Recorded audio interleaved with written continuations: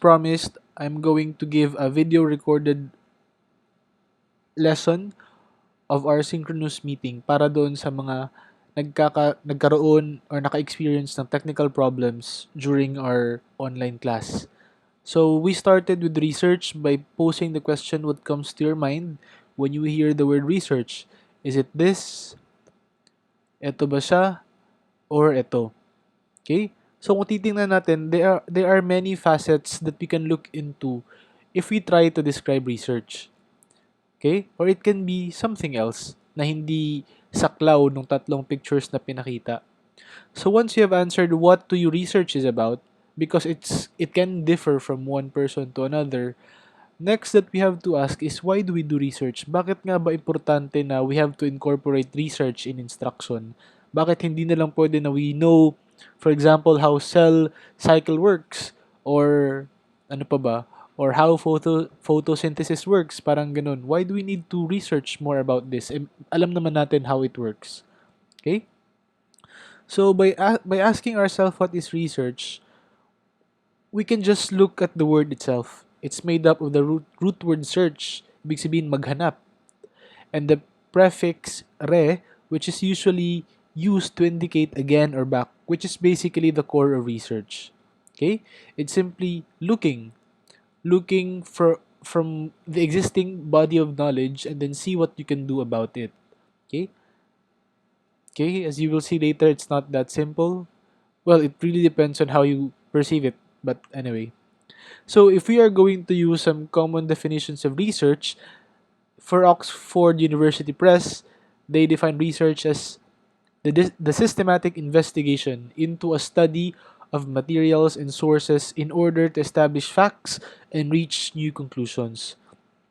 So, some of the keywords for this definition by Oxford includes systematic investigation, okay, to establish facts and reach new conclusions. Okay? Let's take note of that. Another one by Kerlinger in 1973, the researcher said that research is a systematic. So lumalabas pa din si systematic. Systematic ibig sabihin merong sinusunod na hierarchy of processes. Okay? Controlled, empirical, and critical investigation of hypothetical propositions about the presumed relations among natural phenomena. Okay? Next is kay Waltz and Bossel in 1981.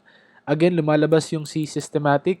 It's a formal, it's rigorous, precise process employed to gain solution.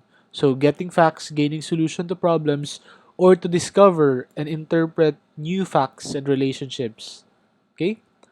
So, kung titingnan natin yung definitions at this point, talagang paulit-ulit, may commonality kumbaga sa lahat ng definitions na binigay. This is another from Kothari in 2004, which is the pursuit of truth through objective and systematic, so lumalabas pa din si systematic method of finding solutions or establishing facts and relationships to problems. The same pa din. So if we put all this together and come up with a consensus definition, we can say that research is an organized process, it's systematic, it has to be meaningful, in this case purposeful, in unearthing facts to have new knowledge. Napaka iba ng purposeful, pang hindi masyadong maganda pa gamitin, pero anyway, it should be meaningful. So ibig sabihin nito, it has to be systematic, and then meron kang sinasagot na problem. Meron kang ini-establish na fact, meron kang ini-establish na relationship to do research. Hindi lang pwede na just because you can does not mean you should, 'di ba? Parang ganun yung parang ito yung gustong sabihin ng research definition, ng ating consensus research definition. It's not simply doing random experiments, okay? Or you just search for something that you are akin or you know you are interested about.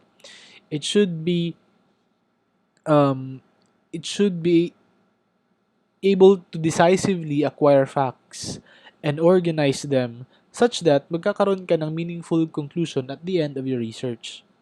Okay? So for scientific research, of course, it has to lobby on the premises of the scientific method. So, ang dali lang i-recall ng scientific method, ano? So, kung maalala natin, yung first is it will all start with an observation, and then you pose it your question, what is it that you want to know more based on your observation, and then you establish guess, in this case yung ating tinatawag na educated guess na hypothesis. Okay, and once you have established your hypothesis, you are going to set the parameters for your experiment. Okay, what are you going to figure out, and how are you, most importantly, how are you going to figure it out? And once you get the result, whether it's the result you want or not, or the result that you expect or not, then you go to analysis. Okay? Analysis, you analyze your data, and then you conclude based on your data. And then if there are further studies that you can conduct based on your conclusion, then it becomes cyclical. You go back to your observation and then question and so on. Okay? Ganun lang. So if you look back at previous images, so alin daw dito yung nagpapakita ng research? Sinabi natin last time na any of the three here actually shows research. Research can be done in the lab. It can be by gathering established information and then coming up with something. Okay? Or it can be observations sa field, the ones that we uh, perceive. Okay? So lahat ng to, these pictures portray systematic way of gathering information, and they are dealing with facts. Okay? And the next to resolve is, why do we do research? Ang daming possible explanations. Okay? So in here the module asks us, is it to prove people wrong? Ano pa ba? Is it to have fame? Of course no. Of course you know the answers for this is no. Okay? So the possible answers as to why we do research, eto siya. We want to obtain solutions. Para sa akin, I think ito yung pinaka-importante that we have to bear in mind. No matter how basic your research is, it has to be at some point answer a solution.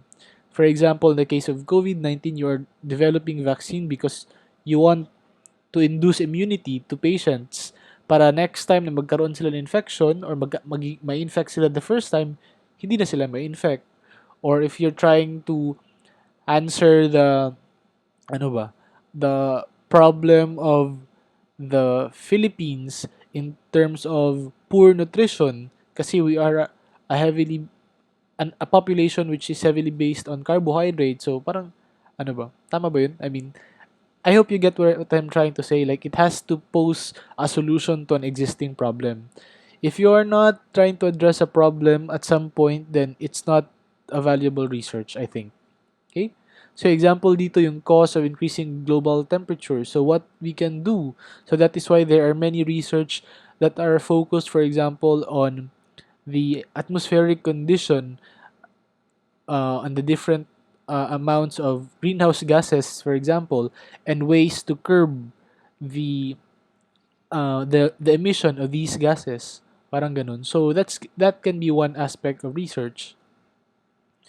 And it can also be able to develop generalizations, principles, and theories which be later helpful in predicting future occurrences. So kung nakikita ninyo yung mga modeling activities, for example, that might not be necessarily true later on, but it can guide us, for example, in policy making. Halimbawa, yung prediction ng UP, Philippine Genome Center, on the number of cases at the end of each month. So, hindi man siya ganun katotoo, but at least it somehow gives a better resolution on what to expect later on. Parang ganun. So, modeling, for example, ng spread ng disease in a given population. So, because it's a model, it's possibly tainted with false results later on. It does not have to always be the same with the result later on. Okay? So, pwede din siyang maging research. Okay? Next naman, to obtain observable experiences or gather empirical evidence as a means to verify knowledge.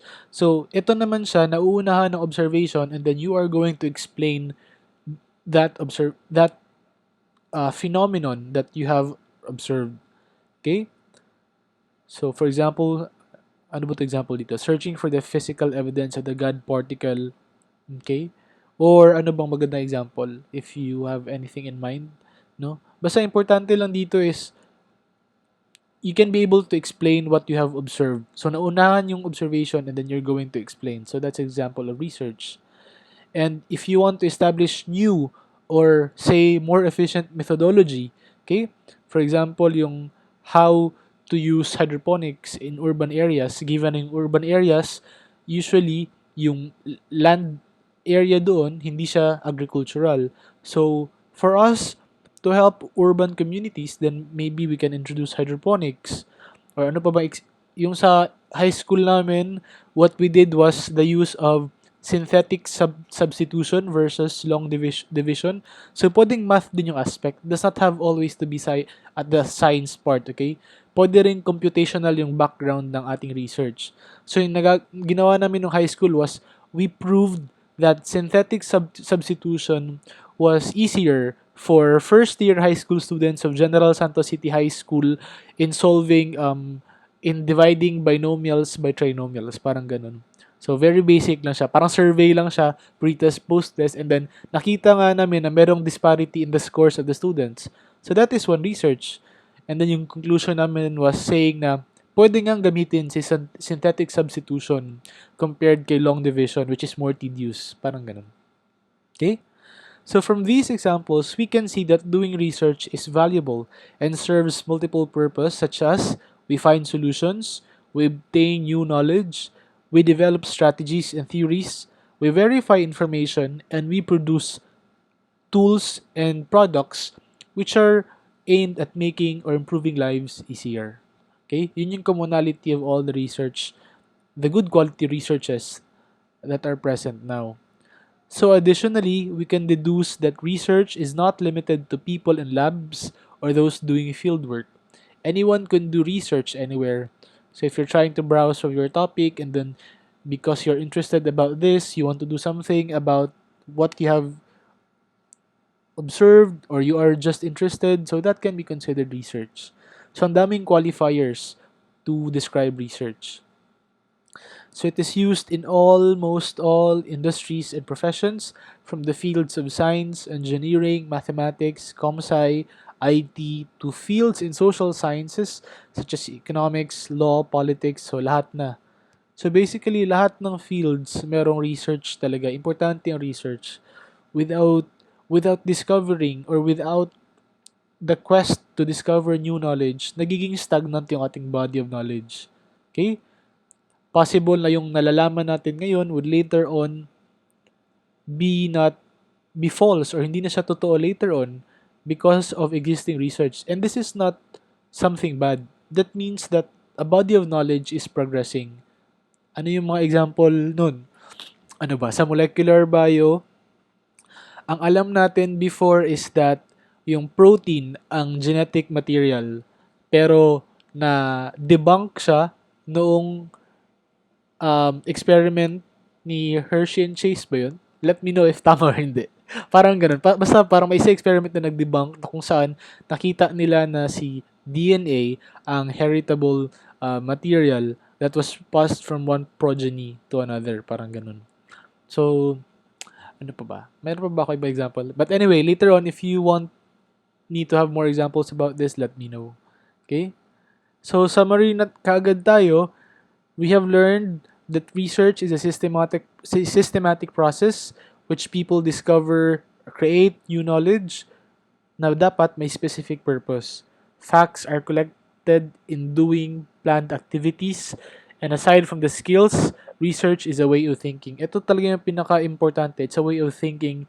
That's why it's very difficult to teach research kasi it is short of prescriptive. Hindi siya na merong lesson 1, lesson 2, lesson 3, and you have to memorize all before you proceed to the next lesson. Hindi siya ganun. It's more of cultivating how students would think based on the observations they perceive, how they develop methodologies to answer their hypotheses, hypothesis, halimbawa. So, ganun. So, yun lang for now. I hope you learned something from here. If you have questions, let me know. Just send me a message, okay? Bye-bye.